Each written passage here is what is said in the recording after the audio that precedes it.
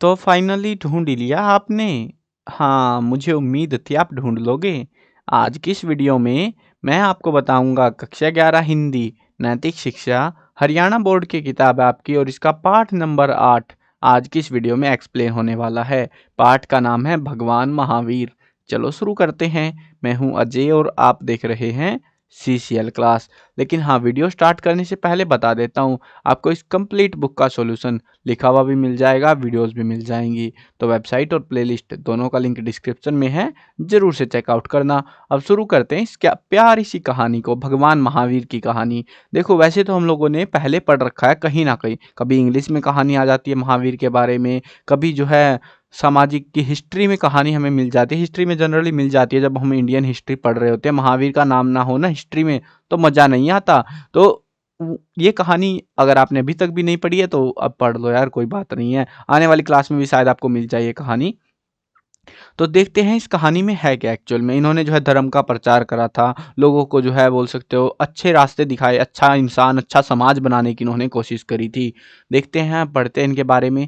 जैन धर्म में 24 तीर्थकर माने गए हैं, यानी कि तीर्थकर वो व्यक्ति होते थे जो धर्म का प्रचार करते थे जगह जगह घूमते हुए। तो ऐसे जो है ना जैन धर्म जो है ना उसके अंदर 24 तीर्थकर माने जाते हैं।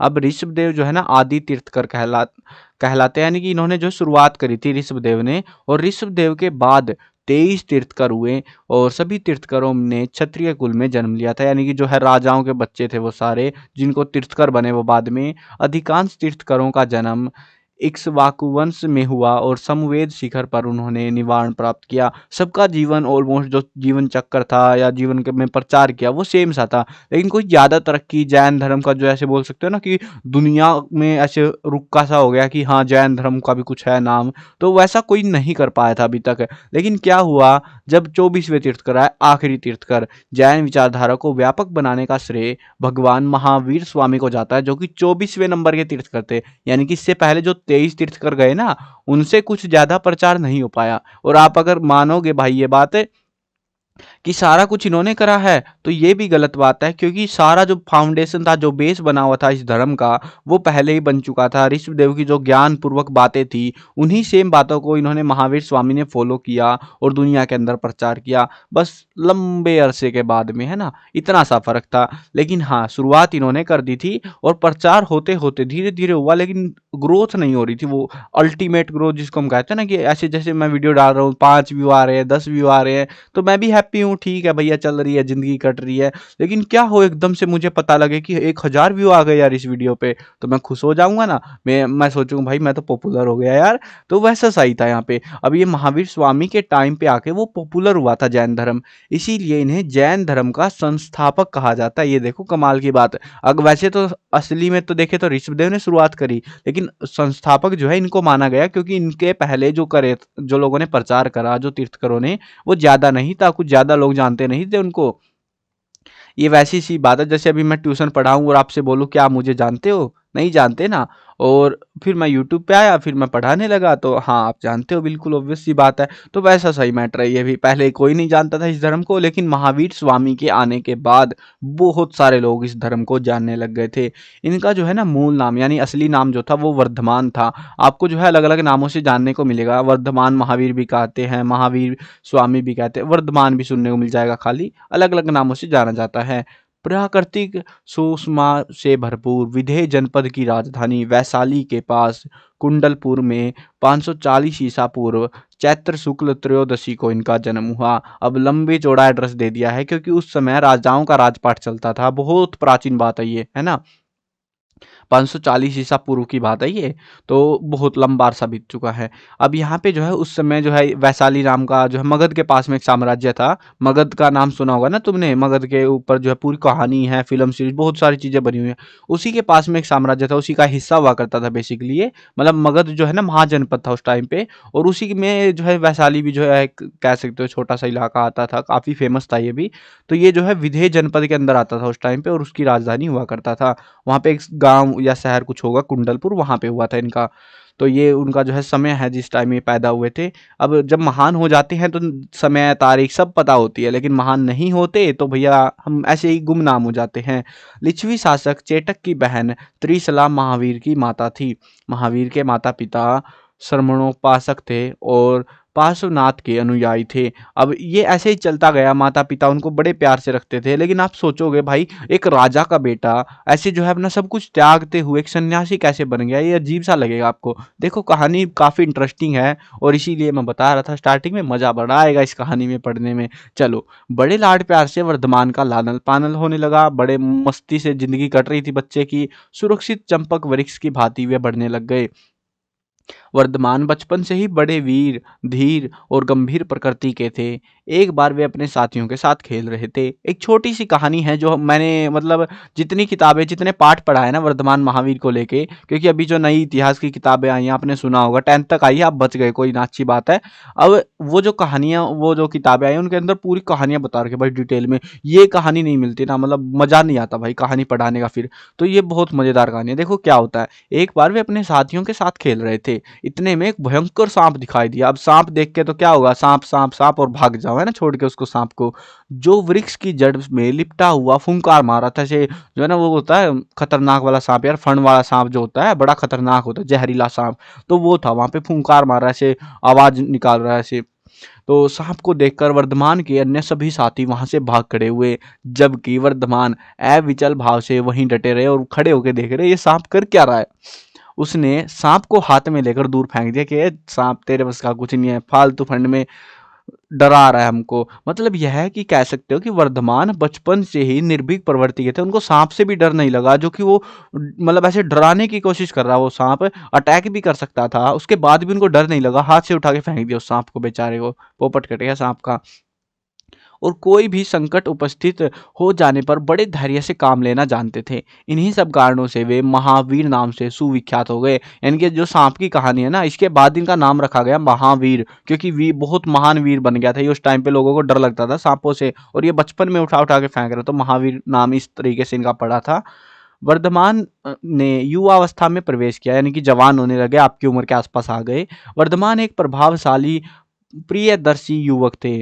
तपाए हुए उत्तम सोने जैसी उनकी शरीर की सोमा निराली थी। उनका ललाट, उनकी आंख, नाक, कान, कपोल अत्यंत सुडौल थे, मानो किसी सांचे में ढल कर आए हो। यानी कि कह सकते हो, देखो हर किसी का संरचना, शारीरिक संरचना अलग अलग होती है। यहाँ पे भी वही बताया जा रहा है कि उनकी संरचना काफी अच्छी थी, देखने में अच्छे लगते थे। अब अपने लाडले बेटे को, वैसे तो सबको अपने बच्चे सब कोई प्यारे लगते हैं, अच्छे लगते हैं ना, कहने को तो भाई कोई भी कहता रहे। अपने लाडले बेटे को जवानी में पदार्पण करते देख माता पिता की खुशी का ठिकाना न रहा। कितने आनंद के दिन होंगे जब वर्धमान गृहस्थाश्रम में प्रवेश करेंगे। यानी कि गृहस्थाश्रम होता है घर गृहस्थी। उस समय जो है ना 4 आश्रम बना रखे थे समाज के अंदर। मतलब जो है ना, क्या था 4 आश्रम।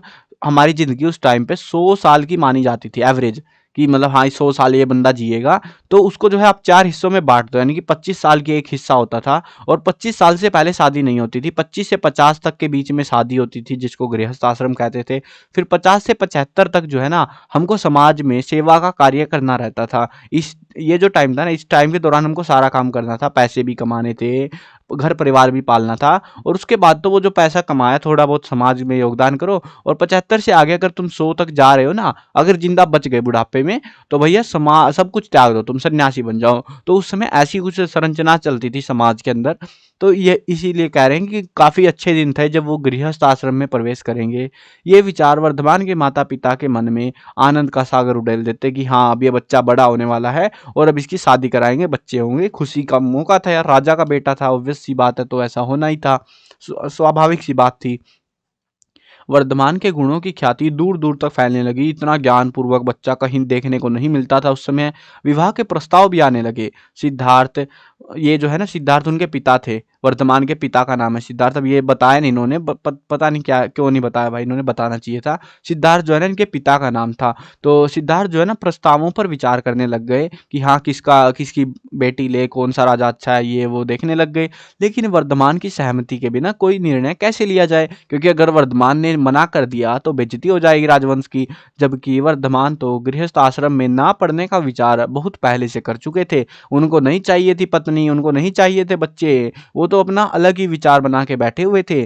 किंतु उनकी माता, जिसका नाम था त्रिशला, उनकी भावनाओं की उपेक्षा भी कैसे की जा सकती थी कि हाँ उनको दिल को आहत पहुंचेगी। आखिर माता के स्नेह के सामने उन्हें झुकना पड़ गया, उनको शादी करनी पड़ गई। इच्छा न रहते हुए भी वर्धमान ने विवाह की स्वीकृति दे दी कि हाँ चल ठीक है, मैं शादी कर लूंगा। अब कलिंग देश उस समय जो है काफी प्रसिद्ध था और ताकतवर देश माना जाता था। तो वहाँ के राजा थे अजीतशत्रु, उनकी बेटी थी यशोदा। तो यशोदा के साथ उनका जो है विवाह कर दिया गया। ये जो है ना, नाम ध्यान रखना, ये काफी इंटरेस्टिंग होते हैं, नाम पूछ लिए जाते हैं कि वर्धमान महावीर का विवाह किससे हुआ, यशोदा से हुआ। उनकी माता का नाम क्या था, माता पिता का नाम, तो पिता का नाम सिद्धार्थ, माता का नाम त्रिशला था। ठीक है, तो ये एड्रेस मतलब थोड़ा सा जानने को मिलता है।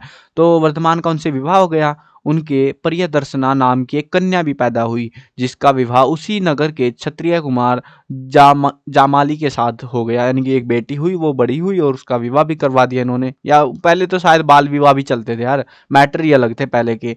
गृहस्थ आश्रम में रहते हुए भी संसार की मोहमाया वर्धमान को आकर्षित न कर सकी। यानी कि वो राजपाट वाली सुख सुविधाएं, ऐशो आराम, वो चीज़ों की बात कर रहे हैं, तो उससे उसको कोई ज़्यादा खास लगाव नहीं था वर्धमान को। ऐसे नाजुक समय में संसार की मोह ममता त्याग कर दीक्षा ग्रहण करने की उत्कृष्ट इच्छा महावीर को उद्वेलित कर रही थी कि उसके मन में ऐसे चुल मच रही थी कि भैया मैं नहीं रहने वाला यहाँ पे, मुझे तो जो है सब कुछ त्यागना अपना। तो मोह माया सब कुछ त्यागने का मन कर रहा था उसका। महावीर जब 28 साल के थे, देखो 28 साल कोई ज़्यादा बड़ी उम्र नहीं होती है ना, ठीक सी उम्र थी, 25 साल में तो एंट्री थी लगभग।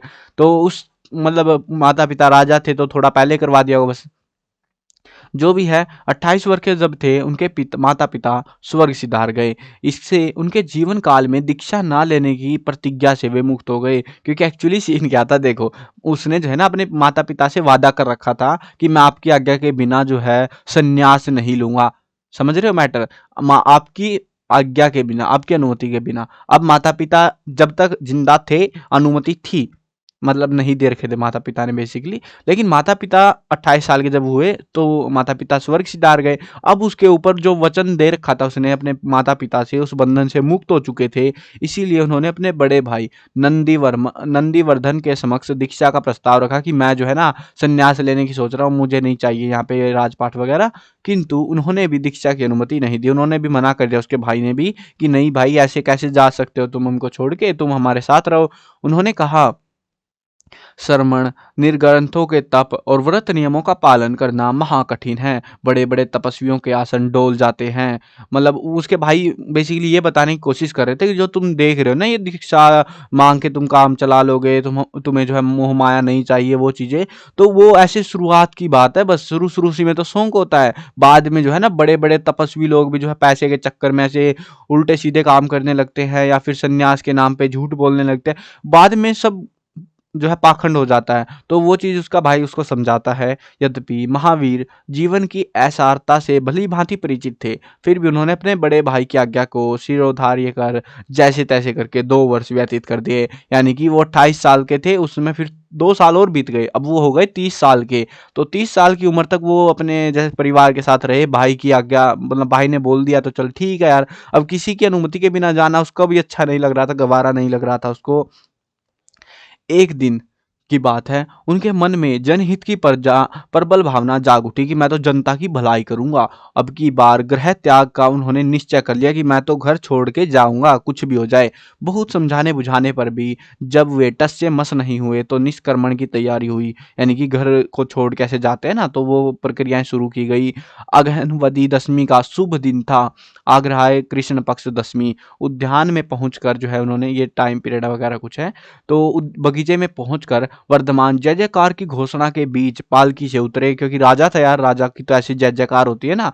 तो शरीर के वस्त्राभूषण उतार डाले, पंचमुष्टि से अपने केशों का लॉन्च किया, यानी कि काट दिए होंगे बाल वगैरह शायद से। तो कुल वृद्धा ने उन्हें एक उत्तम रेशमी वस्त्र में ले लिया।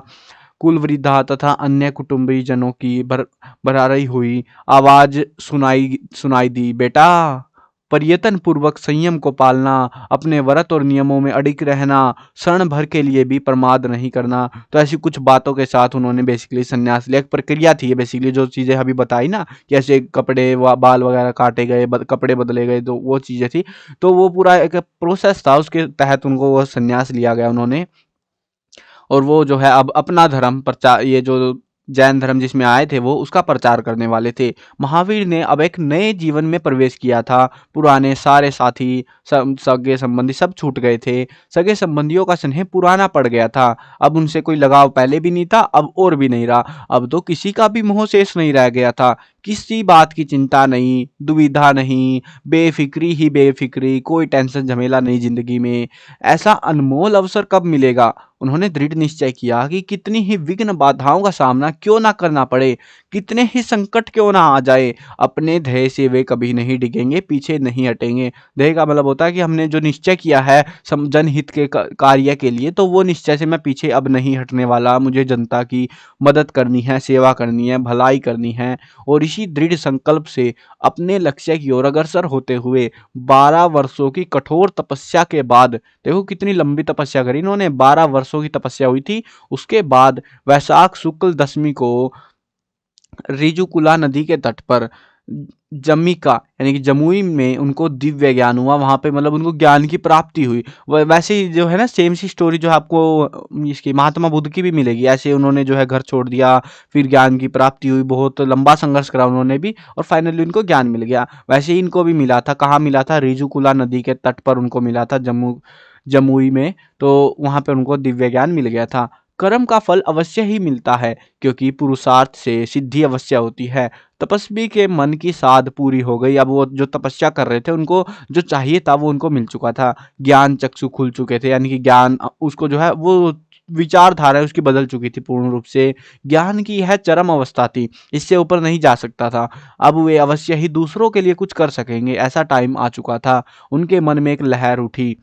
केवल्य ज्ञान प्राप्त होने के पश्चात महावीर स्वामी ने जन कल्याण हेतु अपनी शिक्षाओं को सहज और सरल ढंग से जन जन तक पहुंचाया। जो उनको बातें समझ आई, जो ज्ञान उनको मिला, उस ज्ञान को उन्होंने लोगों तक पहुंचाया, बहुत सारे लोगों तक, और पूरी मानव जाति का उद्धार किया। जो भी मानव जाति का मतलब यहाँ पे सभी मनुष्य की बात नहीं कह सकते हम, क्योंकि बहुत सारे देश बहुत सारे लोग थे, लेकिन हाँ भारत के अंदर उन्होंने बहुत सारे लोगों का भला करा। साथ ही तीर्थकर शब्द को भी सार्थक कर दिया। पहले तीर्थकर को कोई नहीं जानता था, अब इनके बाद तीर्थकर को भी लोग जानने लग गए थे। क्योंकि तीर्थकर शब्द का अर्थ है ऐसा महापुरुष जो लोगों को संसार सागर में पार उतार सके। यानी कि ये संसार, देखो सभी धर्म उस समय या बाद में भी जितने भी धर्म थे, सबका एक अंतिम लक्ष्य होता था, और वो क्या होता था? वो था मोक्ष प्राप्ति, मुक्ति, बेसिकली जिसको मुक्ति कहते हैं ना, मोक्ष प्राप्ति। सबको एक ही काम करवाना था, मोक्ष प्राप्ति करवानी थी लोगों को इस संसार से। तो जो पहले के तीर्थकर थे ना, जो तीर्थकर का असली मतलब था लोगों की नैया पार लगाना, तो वो पहले वाले तीर्थकर नहीं कर पा रहे थे। उनकी नैया तो क्या, वो अपनी नैया पार नहीं लगा पा रहे थे, मुश्किल हो रहा था उनको खुद ही। तो अब ये वो बंदे थे, वो तीर्थकर का जो असली मतलब था वो इन्होंने साबित किया। वे अपनी इंद्रियों को जीतने के कारण जैन कहलाने लगे। यानी कि पहले जो है ना जैन धर्म जिसको हम कह रहे हैं, वो जैन जैन नहीं था, पता नहीं क्या नाम था भाई, हम नहीं जानते, ये भी नहीं जानते किताब वाले भी। बट जो भी है, जो भी उन्होंने प्रचार करा, ज्ञान करा, उसके बाद जो है उन्होंने अपनी इंद्रियों को जीत लिया था। मतलब अपनी जो इच्छाएं थी उनके ऊपर, अपनी वासनाएं थी, हर चीज के ऊपर उसने काबू पा रखा था। और जिसके कारण उनको जैन कहा गया। जैन का मतलब होता है जीतना। जो ये जैन शब्द है ना, इसका मतलब होता है जीतना, और इसीलिए इसको जो है जैन उस समय बोलते होंगे। तो वो जैन जैन करते हुए ऐसे जैन धर्म बन गया है पूरा, ठीक है ना। मतलब वैसे एक्चुअली मतलब था इसने इंद्रियां जीती है, जीतना जीतना करके ऐसे, और जैन नाम से ये फेमस हो गए। चलो देखते हैं आगे। महावीर स्वामी की प्रमुख शिक्षाएं निम्नलिखित है। यानी कि यहाँ से एक्चुअल में सही मायने में इंपॉर्टेंट क्वेश्चंस जो है ना, एग्जाम का जो पॉइंट है हमारे, जो एग्जाम में पूछे जा सकते हैं, वो स्टार्ट होते हैं। देखो इन्होंने बहुत सारा ज्ञान प्राप्त किया और उस ज्ञान को दुनिया के लोगों तक पहुंचाया। इनकी 5 चीजें जो है काफी फेमस थी, देखते हैं सारी चीजें समझेंगे, एक एक करके आराम से समझेंगे, कोई जल्दबाजी नहीं है हमको। चलो पहले वाला है अहिंसा। अहिंसा तो सबको समझ आ रही है, मतलब मार कुटाई नहीं करनी किसी की। जैन धर्म की शिक्षाओं का केंद्र बिंदु अहिंसा का सिद्धांत है। यानी कि अहिंसा, हिंसा नहीं करनी है, लड़ाई झगड़े नहीं करनी है। जैन मत के अनुसार संपूर्ण विश्व प्राणवान है। संपूर्ण जीव जो संसार है वो जिंदा है, जीवित है, हर चीज वो महसूस कर सकता है। पेड़ पौधे, मनुष्य, पशु पक्षियों सहित पत्थर पहाड़ में भी जीवन है, वो भी महसूस करते हैं हर चीज को। इसीलिए किसी भी प्राणी या निर्जीव वस्तु को हानि नहीं पहुंचानी चाहिए, और यही है अहिंसा। इसका मन वचन और कर्म तीनों रूपों में पालन करना चाहिए। मतलब हर प्रकार से तुमको जो है हिंसा करने की कोशिश नहीं करनी चाहिए। आपको मन में भी नहीं सोचना है कि आपको हिंसा करनी है। ये काफ़ी इंटरेस्टिंग सी कंसेप्ट है। मतलब आप ऐसे बाहर दिख रहे हो, मार कुटाई करते हो तो अलग बात है, आपको मन में भी मार कुटाई के ख्याल नहीं आने चाहिए, ठीक है ना। तो ये चीज़ थी, काफ़ी इंटरेस्टिंग से ख्याल थे इनके, और लोगों को समझाना स्टार्ट करा उन्होंने। उनके 3 आदर्श वाक्य थे: सत्य विश्वास, सत्य ज्ञान और सत्य चरित्र। ये 3 मतलब ये चीज़ें समझ में तो वैसे भी आ रही होंगी। सच्चा विश्वास तुमको होना चाहिए, श्रद्धा होनी चाहिए, असली ज्ञान तुमको होना चाहिए, सत्य वाला, मतलब ऐसे झूठ मूठ का ज्ञान तुमको नहीं होना चाहिए, उल्टा सीधा ज्ञान प्राप्त नहीं करना है। वो चीज़ें सत्य चरित्र होना चाहिए, जैसे बाहर हो वैसे अंदर से।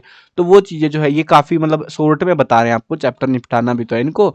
चलो आगे देखते हैं। 5 महावर्त इन्होंने दिए थे, और ये 5 महावर्त काफ़ी फेमस है, ये ध्यान रखना, ये इस चैप्टर के इंपॉर्टेंट पॉइंट है बहुत ज़्यादा, ठीक है। ये 5 महावर्त वैसे भी याद रखने हैं, आने वाली क्लासेज में भी काम आएंगे, पता नहीं कभी भी पूछ लेते हैं यार, ये जब आते हैं ये एग्जाम में आ ही जाते हैं फिर। तो देखो 5 महावर्त का मतलब है 5 चीजें, 5 बिंदु हैं ये पूरे एग्जैक्टली, और पांचों के पांचों याद करने हैं, ऐसा नहीं है छोड़ दो रास्ते में। आसान है। देखो हमारे माता पिता हमको क्या कहते हैं, अच्छा इंसान बनने के लिए आपको क्या करना चाहिए, वही सारी चीजें मैं समझाऊंगा सारी, एक पहले समझा देता हूँ फिर आपको एक्सप्लेन करता हूँ।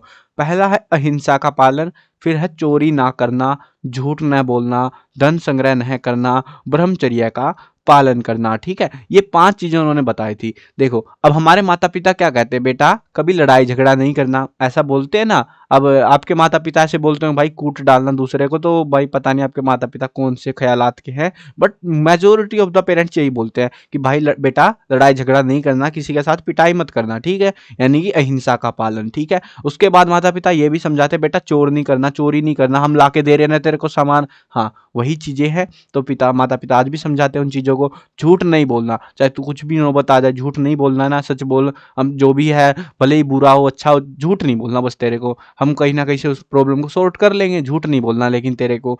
तो ऐसी चीजें होती है। उसके बाद होता है धन संग्रह न करना। ये काफी इंटरेस्टिंग सी बात है। धन संग्रह न करने का यहाँ पे मतलब है कि आपको धन इकट्ठा नहीं करना, लेकिन आप तो बोलोगे भाई हमारे माता पिता तो खुद कहते हैं बेटा बढ़िया नौकरी करना और फिर जो है मजा आएगा। अब देखो पहले के ख्यालात थोड़े अलग थे, अभी टाइम बीतता चला गया और ख्यालात थोड़े से बदलने लग गए। पहले के लोग क्या सोचते थे कि हमको जो है हमारे पास पैसा है, मान लो मेरा काम चल रहा है 100 रुपए से और मेरे पास आ गए हैं 1000 रुपए, मैंने मेहनत करी और 1000 रुपए आ गए। अब ये 1000 रुपए से मैं अगर हो सके तो 50 100 रुपए 200 रुपए की किसी की मदद कर सकता हूँ, किसी को और हेल्प मिल जाएगी। अब ये होती है धन संग्रह ना करने का मकसद। मतलब मुझे 100 की जरूरत है, 100 तो मैं इकट्ठा कर लूँ, लेकिन उसके आगे ऐसा नहीं है कि बोरियां भर भर के ऐसे भर रहा हूँ। आजकल वो बात नहीं रही, लेकिन आजकल माता पिता बोलते हैं, लेकिन ज्यादातर आज भी ये बोलते हैं बेटा ब्लैक में नहीं खाना। अगर आप सरकारी नौकरी लगते हो, पुलिस अधिकारी लगते हो या कोई दूसरा अधिकारी लगते हो सरकारी उसमें, तो ज्यादातर घूस वगैरह का सिस्टम होता है। पेरेंट्स बोलते हैं कि बेटा घूस नहीं खानी, और कुछ लोग फिर भी लगे रहते हैं, भाई क्या कर सकते हैं ना। आपके पेरेंट्स क्या बोलते हैं इस बारे में जरूर से बताना कमेंट में, क्या राय है आपके पेरेंट्स की इस बारे में, क्या घूस लेनी चाहिए या नहीं लेनी चाहिए। अब जो लास्ट पॉइंट है वो है ब्रह्मचर्य का पालन करना। ब्रह्मचर्य का पालन करना काफी जो है कॉम्प्लेक्स सी बात है ब्रह्मचर्य के अंदर। मतलब कि आपको आपकी इच्छाओं के ऊपर नियंत्रण करना आना चाहिए, आपके लालच के ऊपर, आपकी वासना कामना के ऊपर, वो चीज़ों के ऊपर आपको नियंत्रण करना आना चाहिए, ठीक है। वो काफ़ी कॉम्प्लेक्स सी बात है ब्रह्मचर्य, वैसे तो समझ में आता होगा आपको, ये पॉइंट बहुत नॉर्मल सी बात है ना। तो ये कॉम्प्लेक्स भी है, नॉर्मल भी है, अब वो समझने के ऊपर है ब्रह्मचर्य में। मतलब हमें हमारे ऊपर काबू करना आना चाहिए, बेसिकली हर चीज के ऊपर, हमारे शरीर की इंद्रियां जो है उनके ऊपर काबू होना चाहिए। चलो अब ये वही बात है यार, सीधी सीधी लड़की के चक्कर में नहीं पड़ने का, ठीक है। चलो ये था, ये 5 पॉइंट इन्होंने बताए थे, और ये शायद पेरेंट्स भी हमको बताते हैं, मेजोरिटी ऑफ द पेरेंट्स बताते हैं, थोड़े बहुत एक आध तो भाई हो ही जाते हैं इधर उधर, बट मेजोरिटी ऑफ द जो पेरेंट्स है वो यही बताते हैं, यही चीजें वो भी बताते हैं। और ये सेम सी बातें जो है ना बौद्ध धर्म के अंदर भी बताई गई है, हमारे हिंदू धर्म में भी ऐसी सी बातें बताई गई है। मतलब ऑलमोस्ट सभी धर्म के लोग इस चीज से, आप क्या समझते हो, आप सोचोगे कि संसार बुरा हो जाएगा इन चीजों को करने से, इनका पालन करने से? नहीं होगा ना, बहुत अच्छा संसार हो जाएगा। लेकिन फिर भी इन सब चीजों के बावजूद भी संसार हरामी होता जा रहा है, भाई क्या करे। चलो अगला पॉइंट है वो है कठोर तपस्या। जैन धर्म में मोक्ष प्राप्ति के लिए और पिछले जन्मों के बुरे कर्मों के फल को समाप्त करने के लिए कठोर तपस्या पर बल दिया गया है कि तुम्हें कठोर तपस्या करनी है, ताकि तुम्हारे पिछले जन्मों के बुरे कर्म ठीक हो जाए। ऐसे हमें भी सुनने को मिलता है कभी-कभी कि पिछले जन्मों का जो है ना, ऐसे कर्म अभी आने वाले जन्म में वो भुगतने पड़ते हैं ऐसी चीज़ें। बट मेरे को ये कंसेप्ट काफ़ी वियर्ड सा लगता है कि मतलब हम लोग, हमारा शरीर है, हमारी आत्मा है, हम मर गए, खत्म हो गए भाई, उसके बाद क्या? हमारा जो काम था, जीवन में उद्देश्य था, मतलब इस शरीर के अंदर, तो वो उद्देश्य तो पूरा हो गया। अब हम वापिस, क्या पता हम ही आ रहे हैं या कोई और आ रहा है, हमें थोड़ी ना पता है। अब हमें सुनने को तो मिल जाता है पिछले जन्म, भाई पिछला जन्म किसने देखा यार? तो आपने देखा हो तो आप बता देना कमेंट में, बट मैंने तो नहीं देखा। और मैंने कभी कहानी भी नहीं सुनी इनके बारे में कि हाँ ऐसा किसी ने पिछला जन्म देखा। ऐसे तो मनगढ़ंत कहानी तो बना देते हैं दो चार तो, but majority of the cases में किसी को नहीं पता उनके पिछले जन्म कैसा था, और कोई जानने में इंटरेस्टेड भी नहीं है कि उनके पिछले जन्म में कर्म कैसे थे, क्या सीन था। अपने इस जन्म में अच्छे कर्म कर लो, वही बहुत है। इस प्रकार जो है ना, मानवोपयोगी शिक्षाओं से संसार को कृतार्थ कर 72 वर्ष की आयु में महावीर स्वामी ने कार्तिक कृष्ण अमावस्या को पावापुरी बिहार में मोक्ष प्राप्त किया। यानी कि उनका शरीर जो है, आत्मा जो है शरीर से अलग हो गई, देहांत हो गया, मृत्यु हो गई, और हम सभ्य शब्दों में कहें मोक्ष प्राप्ति हो गई उनको। क्योंकि वो उस इंसान को हम नहीं कह सकते ना कि उसको मोक्ष प्राप्ति नहीं हुई, जो पूरी दुनिया को सिखा रहा है मोक्ष प्राप्ति कैसे होगी। उसको तो मोक्ष प्राप्ति लिखना अच्छा लगेगा ना। तो वो बिहार में उनका जो है देहांत हुआ था, पावापुरी में। वहां पे उनको कैवल्य नाम की स्थान था पूरा एग्जैक्टली। तो वहां पे उनको जो है मोक्ष प्राप्ति हुई थी। ठीक है, ये थी कहानी जैन महावीर के बारे में, कैसे उन्होंने शुरुआत में अपना जो है पढ़ाई लिखाई करी। बचपन से ही नीडर थे, और बचपन से ही चुल मची हुई थी कि अब मुझे कुछ संसार से ज़्यादा लेना देना नहीं है, घर परिवार से, गृहस्थी वाले काम से मुझे ज़्यादा लेना देना नहीं है। और धीरे धीरे माता पिता के देहांत के बाद 30 वर्ष की आयु में उन्होंने घर छोड़ा, और फिर 12 साल और लगाए ज्ञान प्राप्त करने में, और उसके बाद में जाके इस दुनिया को एक अच्छी दुनिया बनाने की उन्होंने एक कोशिश करी, और कहीं काफ़ी हद तक वो सफल भी रही, और जैन धर्म दुनिया में जाना जाने लगा। तो ये थी हमारी खूबसूरत सी कहानी इस पार्ट के बारे में। आई होप समझ में आ गई होगी। तो मिलते हैं नई वीडियो में। Bye bye.